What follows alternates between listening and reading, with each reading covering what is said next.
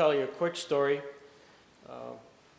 My law firm will find this hard to believe, but occasionally I do show up for practice of law, and we did have a real estate closing, and one of those borrowers was Karen Johnson. I didn't know Karen Johnson. Karen Johnson, just during the form of the idle chatter during our 10-minute passing of papers around and getting autographs, asked her what she did. She indicated that she was with Alltel, and I asked what she did at Alltel. She was part of the public relations at Alltel. And she also then made the fatal mistake of indicating she was involved in the putting together last year's Alltel phone directory, which, as you know, has Lucille Ball on the front. I then allowed as how that there ought to be a follow-up to Lucille Ball, and I had a good idea. Karen apparently didn't have anything else to do the rest of the afternoon, so she and I, after we concluded our business, walked over, grabbed Patty Mitchell, and I don't know if Jim was available, but the powers to be at Alltel, walked them over to here. I had a suggestion that maybe the folks at Alltel would like to consider the Robert Jackson as being an appropriate subject of the front cover.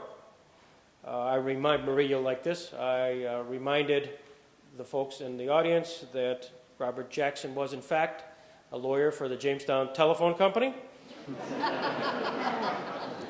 and in fact was very instrumental in a famous case regarding with Bell Telephone, which kept Jamestown Telephone Company independent, which permitted them to be very successful, to make John Wright a very rich man, and ultimately get into a position so that Alltel would be the successor business. And what an opportunity it would be for Alltel to have its lawyer on its front cover.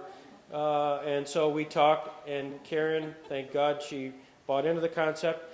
Karen worked very hard and diligently. Karen went to work. There are two parts to a phone book, which is I found interesting, certainly the inner part, and then there's the cover. The inner part, they had some local jurisdictional control, and Karen and Patty and Jim fairly quickly said that would be a wonderful subject, since all the good work of the Fenton Historical Society out there had pictures and captions, and life would be a little easier. Got word from Little Rock, give me a call. Oh, that was really encouraging. So sure enough and dutifully, I called Karen, and she started in, Greg, Little Rock call, got the, okay, Karen, what is it? Pause. We got it! So what we got, and I'll show this later. Frankly, we were hoping to be able to distribute them tonight, but that would have been ahead of schedule. But the reality is, you're the Alltel front cover for the next year.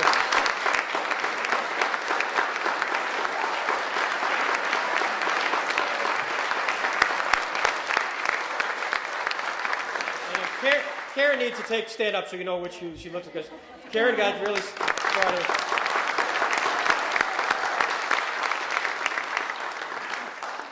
And it's terrific, absolutely terrific.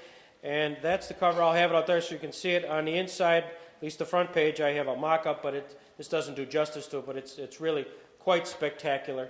The whole book is spectacular. For the next year, every time you pick one up, forget this Lucy stuff. Right, Jane? Forget the... Just kidding, Jane. Just kidding. Just kidding. Nevertheless, you can now focus in on Robert Jackson for the next year. With that, I thank you, everybody, for coming tonight to the second annual Robert Jackson Symposium. Enjoy. Thank you.